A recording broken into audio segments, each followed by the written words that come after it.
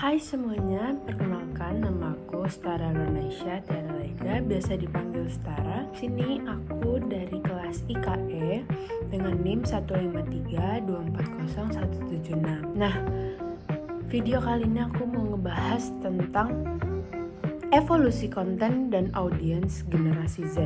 Nah, gimana sih pemahaman yang mendalam tentang perubahan pola konsumsi dan strategi konten? Yuk kita bahas gimana aja dan apa aja sih yang harus diperhatikan dalam generasi Z ini dan mengelola konten. Evolusi konten. Pada era pra-digital itu, konten-konten itu biasanya dikelola dari TV, radio, koran, dan yang lain-lain. Nah, di situ peminatnya itu tuh nggak yang terlalu banyak karena kita kan harus ngelihat secara langsung, nggak bisa ngelihat saat kita lagi di jalan atau lagi di mana. Nah, itu yang ngebuat kenapa era pra-digital ini kurang banyak yang meminati. Nah, terus ada juga era internet awal atau blog, forum, media sosial awal. Di era ini media sosial tuh udah ada dan itu sudah mulai berkembang dan bisa dibawa kemana-mana, bisa didengar di mana-mana. Jadi konten-konten yang ada di dunia perkontenan itu bisa dilihat dan bisa dinikmati saat kita berada di mana saja. Dan di sini peminatnya itu tuh udah lumayan banyak, tapi masih susah untuk akses. Terus ada era mobile dan sosial media. YouTube, TikTok, Instagram itu termasuk dari mobile dan sosial media. Kenapa? Karena itu udah mulai berkembang media sosialnya, dimana udah banyak orang-orang yang sudah mulai mengembangkan konten-konten, mengembangkan ide-idenya melalui YouTube, TikTok, dan Instagram. Dan itu gampang banget diaksesnya dan semua orang pasti punya semua media sosial ini, kalaupun tidak paling salah satunya gitu.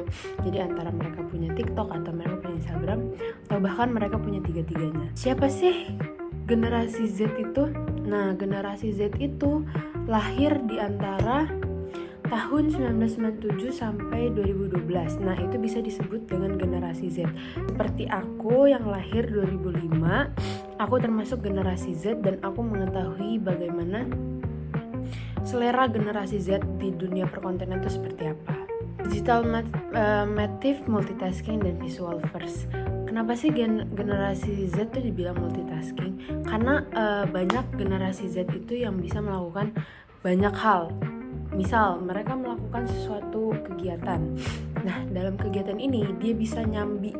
Mungkin dari generasi-generasi selanjutnya itu sebelumnya itu memang sudah diterapkan multitasking seperti itu.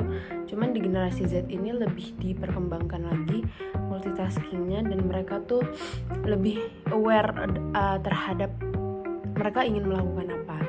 Nah, visual first itu generasi Z dikenal sebagai generasi yang cakep-cakep. Mereka itu mengerti busana, mengerti bagaimana selera-selera zaman sekarang itu seperti apa. Nah, kenapa spesifiknya generasi Z? Karena generasi Z ini nih punya beberapa kriteria dalam menyukai konten. Di salah satunya adalah mereka tuh suka konten yang otentik dan inklusif tapi simple. Nah, kenapa mereka suka yang kayak gitu? Karena aku pribadi sebagai generasi Z itu menyukai konten-konten yang gak banyak basa-basi, langsung ke tujuan, tapi juga ada alurnya dan juga itu kayak jadi karakteristik perkontenan zaman sekarang gitu. Nah, format konten favorit Gen Z itu ada di video pendek, bisa disebut sama TikTok atau Reels gitu. Nah, kenapa Gen Z itu suka banget kayak gitu? Karena kalau aku pribadi, aku kurang suka untuk nonton YouTube. Karena menurutku durasi YouTube itu kebanyakan banyak banget durasinya dan terlalu panjang dan itu ngebikin aku tuh bosan gitu. Aku lebih milih TikTok atau Reels karena mereka tuh padet tapi udah tersampaikan apa yang mau mereka sampaikan. Nah, terus ada juga meme atau storytelling visual. Nah, kalau aku pribadi generasi Z itu tuh punya selera jokes yang rendah. Jadi kenapa kita tuh suka meme? Karena ya nggak tahu ya, apa aja tuh diketawain gitu loh. Dan kita tuh suka dengar storytelling. Karena menurutku storytelling itu tuh menambah wawasan sih. Walaupun sebenarnya storytellingnya itu tuh singkat ya. Nah, terus ada podcast dan konten interaktif. Kalau aku pribadi aku suka banget sama podcast. Karena podcast tuh kayak kita tuh ngelihat bagaimana cara orang tuh berbicara, berkomunikasi, dan kita bisa ngelihat sudut pandang orang tuh kayak gimana. Makanya aku suka banget nonton podcast. Cuman balik lagi ke yang awal, aku tuh jarang nonton podcast karena itu biasanya durasinya tuh bisa sampai 30 menit, bisa sampai 1 jam, yang no cut, no edit itu kan biasanya sampai 1 jam ya. Nah itu tuh kenapa aku jarang. Mungkin aku suka nonton podcast itu yang udah masuk ke TikTok. Jadi biasanya ada orang-orang yang nge-cut bagian-bagian yang menurut mereka tuh bagus, terus mereka masukin ke TikTok. Ya, selanjutnya ada platform populer Gen Z. Nah, platform populer Gen Z itu kayak yang tadi sebelumnya aku udah ngomong, kalau misalkan TikTok itu menurutku aplikasi yang benar-benar banyak digunain sama Gen Z karena itu tuh cepet, personalized, and lucu. Karena di situ konten-kontennya tuh benar-benar beragam ya. Jadi kayak bervariasi aja gitu, dan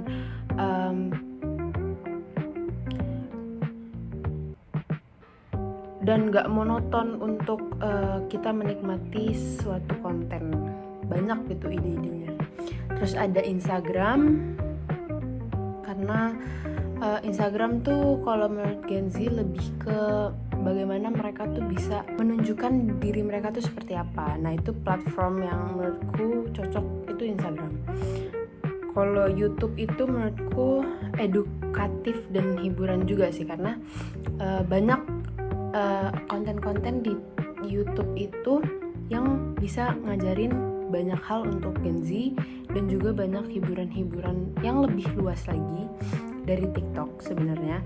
Cuman yaitu durasinya lebih panjang daripada TikTok biasanya. Terus ada Twitter atau X. Nah itu juga banyak yang itu juga banyak Gen Z yang make platform tersebut, karena biasanya mereka mencurahkan apa yang mereka rasakan itu tuh di Twitter. Nah, ada perubahan harapan terhadap konten. Kalau menurut Gen Z itu menolak hard selling itu termasuk dari perubahan harapan terhadap konten. Karena menolak hard selling itu kita tuh suka yang dia menunjukkan kalau mereka tuh menjual suatu produk itu yang smooth, yang kayak bener-bener nggak menunjukkan kalau mereka tuh nge-push itu untuk menjual sesuatu gitu. Dan biasanya tuh kayak dibuat alur atau kayak dibuat cerita itu tuh diselip-selipkan dengan penjualan yang mereka mau jualkan. Itu untuk Gen Z sangat-sangat menarik ya. Nah, selanjutnya ada suka edukatif, menghibur, dan inspiratif. Dimana kita tuh suka konten-konten yang sudah melingkupi semuanya gitu, kayak udah edukatif tapi sekaligus juga menghibur dan inspiratif yang bisa kita remake again dari konten tersebut. Ya, selanjutnya ada strategi konten untuk Gen Z. Nah, gimana sih strategi konten yang bisa nembus ke generasi Z, ya kan? Nah, kalau berdasarkan dari analisisku, fokus pada antusias yang Gen Z suka sih sebenarnya.